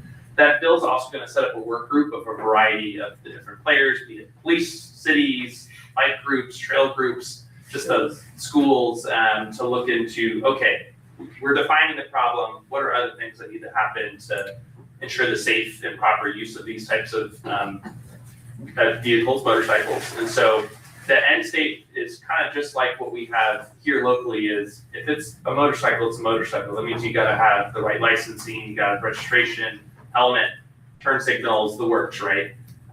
So we're really excited about that bill. There is a different bill, Senate Bill 6110, which just says e-motorcycles are not e-bikes, and it sets up a work group. That probably wouldn't lead to action until a couple sessions from now. We know the problem is really serious now. We want some kind of backup and help on what we're already doing locally. So we prefer the House bill. We're happy both are progressing on both sides of the aisle, and I think we're going to get something done this session. I'm really excited about. So. Do they have any hearings still coming on that, or are they done with their hearings and they're going to just take the vote? Yeah, the hearings are over. So you got to get out of committee, you go to the floor. That's kind of the next step is the floor. Then they got to go to the other side. So there'll probably be another hearing. I would prefer the House bill to move forward. So I'm hopeful that bill will go to the Senate Transportation Committee. There'll be another opportunity for public comment, which we will certainly participate in. Thanks to the mayor for testifying on the House version, on the House side. So there's multiple steps in Olympia. The bill's got to get off of the House or Senate floor by February 17th. So it moves quick in a short session. So we'll have more opportunities for supporting that bill to go. But it's been a really great collaboration between cities, bike groups, students, schools. No one has testified con on the bill, so it's been really helpful. That's great. And Stephanie, we're signing you up for the work group. Yeah, she's in. Is there any movement at all for the bikes at the level under the e-motorcycles? So I knew you were gonna ask that. I think that, the strategy here is to break this into pieces, to be candid, like even to get some of our colleagues in other cities on board, we sort of have to separate this issue out. And let's just take the first piece first. Right. And as you can see, the Senate has a different version of the House. We always like the House version because there's some action there. But I'll give a lot of credit to Robbie and Amelia and our staff who worked on this because they really did need bring a lot of people along, hey, this is an issue now. It's not an issue in a couple of years. We gotta at least take some action now and sort of work on the first piece now. My hope is that this work group, you know, I really hope that nothing seriously bad happens anywhere. You know, my hope is that the work group can kind of get some reasonable recommendations back to the legislature quickly. So there can be some real, you know, some movement on the e-bike side of the house as it comes to, you know, appropriate riding places and, you know, facilities conditions, you know, protected gear. Dave, am I interpreting correctly that setting aside the bills that haven't been passed yet, that there's no way that a middle schooler on Mercer Island should be riding an e-motorcycle or a class 3 e-bike, is that Unless correct? there's like a 17-year-old middle schooler. Unless there is, yeah. So, They're really- so my follow-up to that question, and I'm not sure if this is more for Fred or for our, you know, police representatives here, but has anyone looked at the piece of it yet that is parking of bikes at the middle school? For example, like if, like, kids don't need a permit to park like they do at the high school, you know, for their cars, but like if no middle schoolers should be riding like a class 3 e-bike, then is our school resource officer able to like glance over the bikes and be like, what's this one doing here? Though I guess it could be a staff member. It's on private property, so we don't do parking. It's not really like parking, so that's more a school thing. On that, on school grounds. But I will tell you, what has been happening is when we are seeing the e-motos, the school resource officer, I think even school staff are verifying what it is. And by the way, that's half the problem. There are so many versions of these bikes. And I believe we've been trying to have conversations with parents. I even talked to somebody just the other day that was on an e-motorcycle. They had no idea what it was. This is an adult. Okay. I was supposed to be doing that. So the education campaign remains important and strong. We're in a little bit of a lull where we see usage drop during the winter, but in the spring it'll just arc right back up again. So we appreciate the partnership, you know, working with your staff when we see the e-motorcycle arrive on campus, and trying to let people know what the device actually is. Did you want to say anything else about that? It's a huge complaint.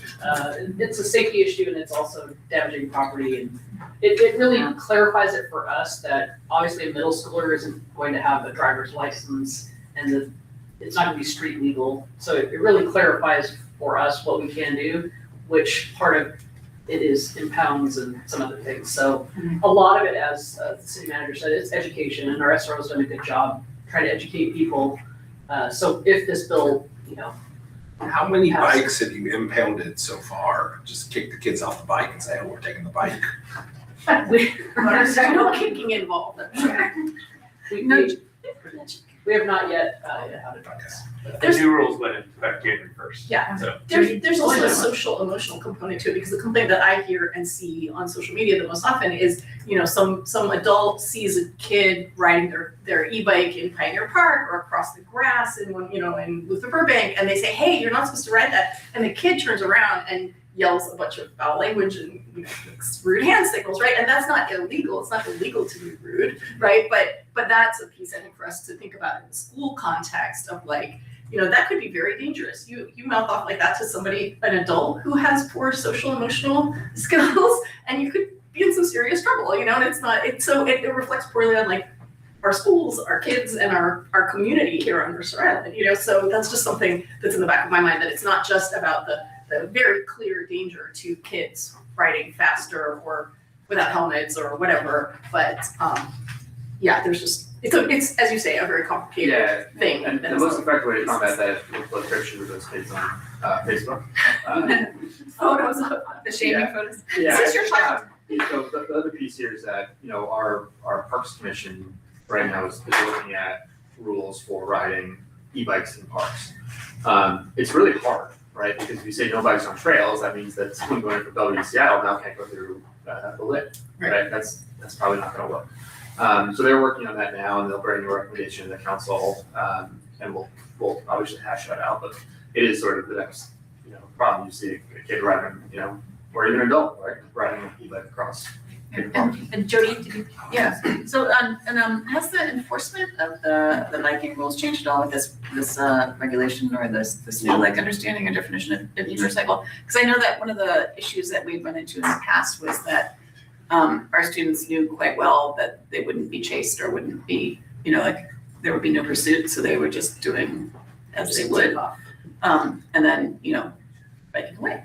Has that changed at all, or have we adopted any new tactics on that? Yeah, I think the best way to look at this is twofold. First of all, we're not trying to create a criminal here, right? Our job is to help educate. So a lot of this is either students or parents. I say students because we're sitting in this room. Students or parents that just don't understand what the rules are. And that's really where the case is. We've seen a lot of dangerous, very dangerous riding on these motorcycles and by the operator who is clearly not of age to be on a motorcycle. It's not licensed, that sort of thing. And endangering not only themselves with the cars that are around, but also riding across the sidewalks, parks, running right past people. And it's really an education piece at this point. And that's where our school resource officer has been really key, working with the school district staff, both at the admin level, but also at each individual school, talking to the kids, talking through why this is coming. This was not a push from the police department that we need to create this law. It was really the council and the community coming to us with what can we do to improve this relationship and improve the safety of the children and the people that utilize our fine streets and parks. Pretty big kudos to the city too, because I think we were the first city, am I correct? One of the first. One of the first, yeah, to pass that ordinance, so that really helps, and great work by the Allens, to everybody that was working on that. We did not add fleeing on an e-bike to our pursuit policy. So. Yes.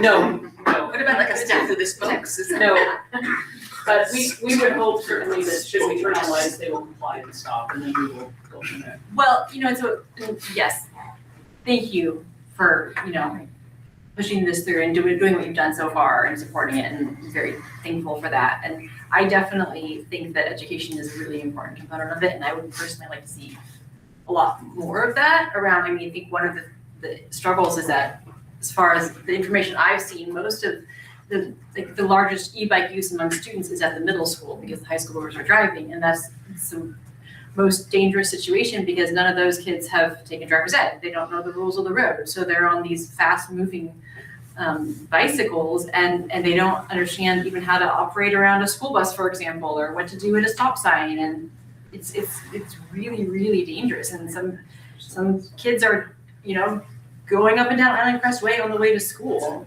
And so, I think from my perspective, it's an accident waiting to happen, and they are not necessarily on the motorcycle level e-bikes, right? So I would love to see more education and like working in communication or, with you to really ensure that our kids understand, the middle school level understand, what sort of what the rules are. Almost like I wish there was an e-bike, in my ideal world, there'd be an e-bike driver's ed, right? Where these kids would just know what I don't know. Like if you want to, I know this isn't necessarily possible, but last year when PTA were, I would say, I wish there was a way that there could be if you want to bring your bike to school, then you have to have passed this class or something like that. But in the meantime, also, I'd love to see more education. I don't want to say fear, but really making sure that these kids understand the risks involved, because I don't think that they do, and I think we know that for middle schoolers, it's sort of harder to convey that, to be higher threshold to I convey guess that. one of the questions I have is, do you still have, and every school district is different, my kids are in this school district, but they send home a bunch of stuff with the first week of school, like here's rules about cell phones, here's rules about cell phones.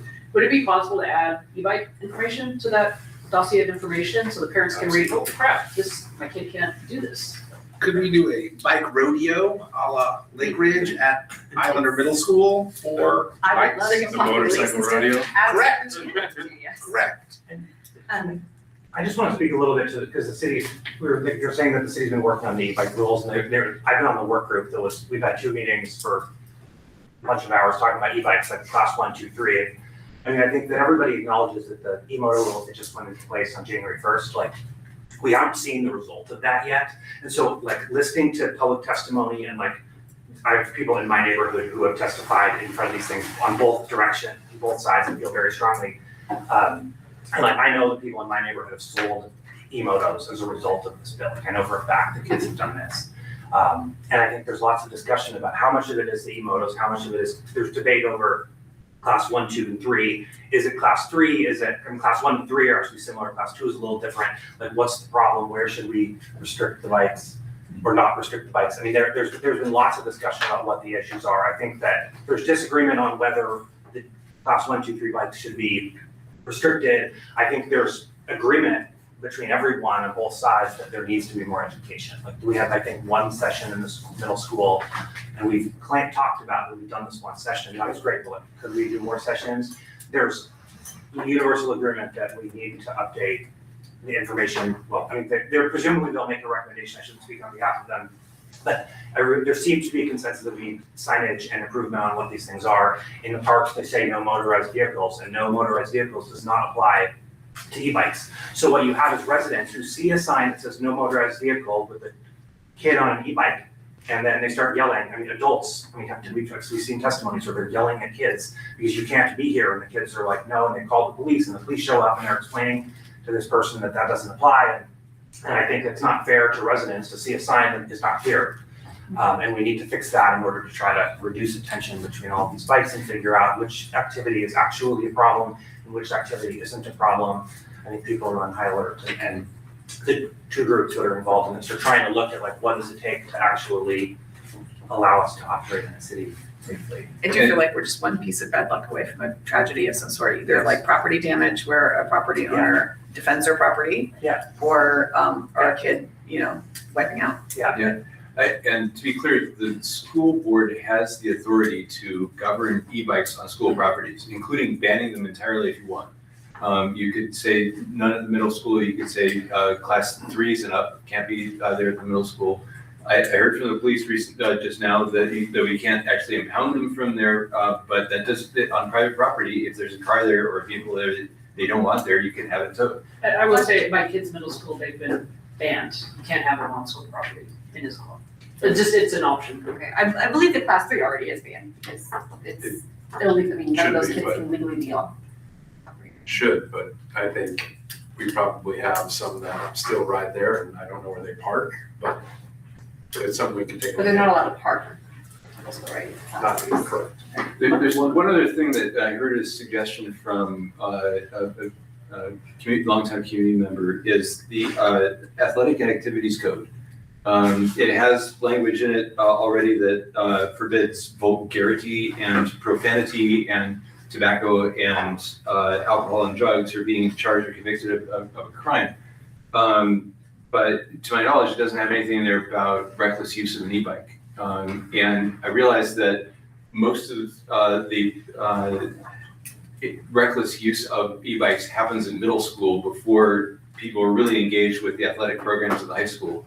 But you might want to consider looking at the athletic and activities code to see if it sets the tone for these kids so that they know if they want to be involved in sports in high school, don't get in trouble with the law when you're in middle school, and that means riding a legal bike. Another thought, just sort of tying together a few of these ideas, and again, as Deputy Mayor Becker pointed out, like, this new policy has just kicked in, right? So we may want to just give it some time to sort of work its and these other plans in terms of like signage and so forth. But what if you tie together the ability to park on campus as stated by the school district with having completed some kind of video safety training for e-bikes, right? Like, you and your parent together have to watch a video and attest that yes, you understand, you can't do this, anyone who rides with you has to have a helmet, whatever the safety rules are. And then you earn your, parking tag or whatever. Right. Yeah, the other piece too is, from Jesse's point earlier, that a lot of our infrastructure is 50 years old, is that a lot of our streets were built for someone getting in a car and driving somewhere. The safe pedestrians and safe biking is a whole other issue, and that is a big deal because our streets aren't built for quick streets. They're built for cars, and I'm trying to think about that going forward too, as we design, not new roads, but when we think about, changing up some of the existing infrastructure to be more accommodating and safer for pedestrians and bikes. I have a question for our student members here. What ideas have you not heard yet spoken about how we could address the safety for kids that are for young adults who choose to ride an e-bike? Is there something other than the laws and the impound stuff that we were talking about that might be useful? Well, I mean, I think like Stephanie was saying about education, I race bikes, like road bikes, and I know I started doing that before I learned to drive. After I learned to drive, it was a lot easier and I felt a lot safer on the roads. Just knowing the rules of the road, you act better and you know how to just keep yourself out of harm. So I do think that education piece is a really good piece of just like, how do I actually act on the roads? Because, you know, you're in middle school, you don't know any of that at all.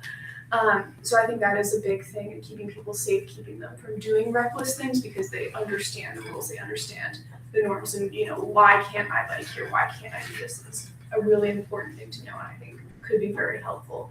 And I do like the idea of the parking regulations for the school district. I think that is something we should look at because it seems like a good way to, I mean, that's such a common place where you ride your e-bike, because you ride your e-bike to school and then you're with your friends after school riding around with your e-bike and you do reckless things. I agree. Is there like a system where we blackball students from parking? Like it could be a thing where it's like if you misbehave with your e-bike in middle school, you could be blackballed through high school for parking. No, we do not have anything like that at Right, this maybe time. we should institute that. And I think the other thing to note is that our scope of control is typically what's happening on, I think it was mentioned earlier, on school ground. So Right. it's in transparently. Initially, there was some problematic behavior just when they first came out, but our kids, and through the support of, I think, the city and the community and their parents, we're not seeing that dangerous activity on campus. But certainly, it sounds like there's still concerns in the community. And hopefully by the time those kids get to high school, their frontal lobe is more myelinated and they're making better decisions. Yes. Are you seeing a lot of kids parking bikes at school? I mean, that's the one question. I mean, we're talking about, adding the missing link, like, like making it easier for kids to get to school. Like, are people riding? I came to pick my daughter up from the middle school the other day just as a bus load of kiddos arrived who were, I think, a choir or a band or something that was coming for some musical event. And as the kids were getting off the bus, they were like, oh my God, look at all those e-bikes. Yeah, this is definitely Mercer Island. So people are using, I mean, you feel like that's like an important mode of transport for Well, people. it is in to- middle school, and what's happening is that parents are buying them also, which is also another part of the education is educating parents. We've, the schools, PTAs have tried to do that, I know, at the middle school. And to Erin's point, yeah, it's not so much that, I think that last year, it was sort of cleaned up as far as how they were operating on campus. It's just that the kids are going to and from school on these bikes, and then, around QFC and around those areas to the south end. It's kind of bad. And to be fair, we live on a very hilly island, right? So there's a lot of kids who wouldn't really be able to ride a normal bike to school because of where they're coming from, it's right straight up a steep cliff. But maybe sixth graders can't ride e-bikes to school and they learn about, traffic safety that year. And then just like at the high school, by the time kids are old enough to drive, they all know how, parking spots work and who, how the parking lottery works and stuff. By then kids would know before their parents buy them the e-bike, like, oh, I have to pass this, imaginary safety class, in order to get a parking tag to be able to leave my bike here. Well, I think this is something that we should discuss further as a board. Yeah. Well, and I mean, I think the education is with adults too, because even in this conversation, we've been conflating e-motorcycles with e-bikes, and there's lots of different components to that.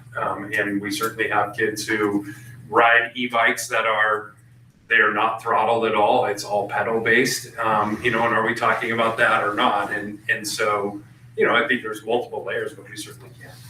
So I have a middle schooler and I, pretty much pick him up every day. So I kind of look at who's riding e-bikes versus e-motorcycle. And I did notice that when we got back from winter break, everyone was on just regular bikes. And then as time went on, I'll maybe start to see like a class 2 e-bike. And then the other day, maybe I saw more like an e-motorcycle. So, but it does feel like, there's a lot less than before, than last year. And also this is not just a Mercer Island problem. So at the hearing for this House Bill 2374. There were about 10 students from Lake Washington High School in Kirkland that came to testify for this bill. So, and again, like everyone testified pro. So, it could be a chance for Mercer Island students, because this is actually a Mercer Island bill that came out of this community to testify when it comes through. And there's two bills, right? There's two bills that are similar. There's one going through the Senate and then one going through the House, and they'll have to go through each, go through Senate and House again. So there are opportunities for our students to go testify, because there was like a group from, I think their AP poli-sci class or history class that came out, and there's 10 of them. So it's just something that you guys can consider. So we do need to wrap up at 7:15, and there's a meeting after this for some attending. And so just thank you again so much for coming. This is great. I hope this is something that we continue, and just appreciate all of your time tonight. Very happy that we have this wonderful community and we can work together, and I'm excited to see what we do with it in the coming year. Can I get a motion to adjourn the meeting? Motion to adjourn? Seconded. Okay. Jody has made the motion and Nagita has seconded it. Do you need to do anything to push on your scale? Can you get a vote? Aye. Board? Aye. 2-0. Thank you all so much. The meeting is adjourned.